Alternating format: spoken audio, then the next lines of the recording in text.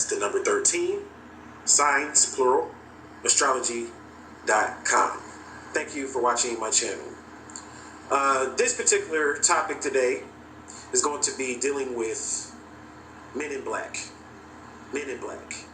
Very popular topic, mainly because of the movie that is actually part of the trilogy, or I should say part 3 is airing right now in the movie theaters or whatever. But Men in Black is a very popular movie right now. But the term Men in Black has been popularized by the movie Men in Black. So what I want to do in this video is I'm going to go into the metaphysics behind the Men in Black. Get into a little bit of the history behind the Men in Black. Now, the Men in Black movie is not the origins of the term Men in Black. The term Men in Black was originated within the occult. The term Men in Black was used by a guy by the name of an occultist, keep in mind, an occultist, by the name of John A. Keel, K-E-E-L, John A. Keel. And John A. Keel, the occultist, is the guy that popularized the term Men in Black. John A. Keel wrote a book called Mothman Prophecies. And in the book Mothman Prophecies, he talks about the Men in Black. And he talks about the Men in Black in general. In, his writings and in, the things that he does as far as, the writings and the literature that he put out. He talks a lot about the Men in Black. And that's where the Men in Black came from. Now keep in mind, he was talking about this prior to 1975. He was talking about the Men in Black. He's a very popular UFOologist, very popular.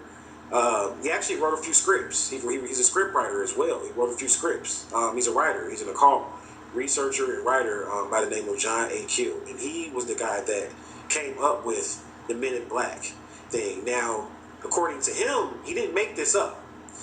In the book, The Mothman Prophecies, this book is about basically a group of, I guess you can say, intelligence agents that were recruited by the government, and they're actually aliens. And they point that out in the book. The Men in Black are aliens that were recruited by the government and programmed and deprogrammed and made basically government agents for the government. So the Men in Black themselves went around looking for extraterrestrials and extraterrestrial paranormal phenomena, but they themselves a lot of them were ETs and different types of beings, fourth dimensional type of beings they themselves were, the Men in Black were. And he points that out in the book, and of course they go a lot into that in the movie as well. But the concept of the movie came from the book.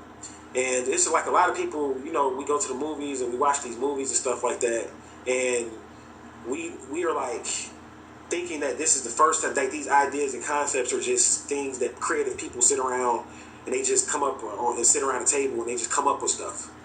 That's what we think. You know what I'm saying? That a group of creative people just sat at a table and just came up with the concept of the Men in Black. A whole lot of people think that. And I know there are a lot of people that watch this channel that are very seasoned in metaphysics, the occult, and paranormal, and UFOlogy, and things like that. And to take my hat off to those people, and I respect those people. I know you guys know all about the Men in Black and the history behind it, and John Keel, and all of that. This video is for people that go to these movies, and they watch these movies, and they don't realize that these movies, all of them go back to the occult. Every movie theme that comes out goes back to the occult. Guys just don't sit around tables. Creative guys and women don't just sit around tables and just think of things out of thin air, just come up with wild topics and wild comic books and wild movies. These things are based on a deep occult truth. And when you get into the Mothman Prophecies and understanding what this guy was talking about in this book, these are accounts of extraterrestrial, paranormal, UFO type, demon type phenomenon that was taking place on the planet all the way back into the 1800s. They have accounts in the Mothman Prophecies that go back as far as the 1800s, I believe from members of the U.S. Navy in this book or whatever. So, I mean, the book, is interesting, definitely for research, so that you can learn about things, like even the concept of Batman. Now, Batman didn't come from Mothman Prophecies, but they're Batmen that were found, Batman type of beings that were found within the Mothman Prophecies, like with certain people that, certain accounts within the book of the Mothman Prophecies, certain people seen Batman, certain eyewitnesses. they seen Batmans. So there are Batmans. There are beings that are like Batman. The concept of Batman that was created back in the 30s did not. The guy just didn't randomly create that. Batman was not randomly created. Batman was basically based off of a particular being. A particular being. The Mothman prophecies, they call him Mothman, but this is basically a bat humanoid type of being. This is what Batman is. Hominis nocturna. Hominis nocturna is the technical name for the Batman type of being. The Batman type of being is responsible. Many of your vampires and all of that, their lineage traces back to Hominis nocturna, the Batman type of being that does exist. So the Batman movies and all of that, that's talking about a real live being. And this is not a decoded video, so I'm not decoding Men in Black or Batman or anything like that. So I'm just letting people know that right now. I'm not decoding. I'm giving you the history behind some occult information of some real things and how Hollywood documents it and puts it into a film or a script or a play, as I talked about in my other videos. So the Batman thing, the Mothman prophecies, and the Men in Black all go together because it's all a part of a script. It's a script that was written based upon an occult truth. An occult truth. And this occult truth is the fact that there are Batman type of beings. There are definitely Batman type of beings. And these beings drink blood. They're bloodthirsty. A lot of the rituals and sacrifices that take place are offered. They're offered to these type of beings. These are the beings that back in the days that when you talked about a demon, you would see a picture of a Batman type of being. When, like back in the days, the pic for a demon or the glyph for a demon back in the 1800s is a Batman type of being. And this is what people fail to realize. Like people, they study the occult. You know what I'm saying? Like I was saying before, and they watch these films and stuff like that. And they don't realize that all of this stuff is connected. It goes hand in hand. You're watching a film, and the information in the film comes from out of the occult. Now, see, I want to say something too. First of all, shout out to my brother 13 Signs. I believe he's dead. I don't know. I'm not sure, but I just want to say rest in peace to him. If he is, he was heavily hard targeted. True warrior, true targeted individual. Anyway, but I told y'all over and over and over, watch these movies. Now you got to understand. Before, back in the day when I was young and in the Matrix, when I was popping those blue pills, I didn't know either that the truth was in the movies. The only truth that I thought was in the movies was Menace to Society, Boys in the Hood, you know what I'm saying? Those type of movies. You know what I mean? Because that was the environment that I was brought up in. You see what I'm saying? But then I realized that too was also a simulation. You see what I'm saying? So once I realized that science fiction wasn't really fiction and it's really science faction, now of course I lean towards that. So now it's like I play catch up now. So when I watch movies, I make sure that it's when what it says, what kind of movie is it? Sci-fi, drama, blah blah blah, you know what I'm saying? Sci-fi is always good. Sci-fi got to be in it. Sci-fi, thriller, horror or something, it got to be sci-fi. You see what I'm saying? I try to at least let about 90% of the movies I watch sci-fi, because back in the day, I didn't even like sci-fi.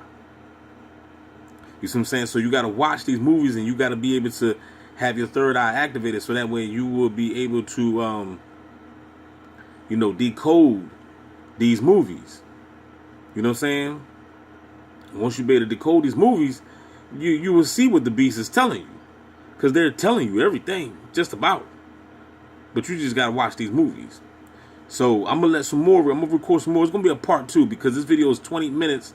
So I'm going to have to break it down because I don't want it to be too long because it's going to take forever for me to download it.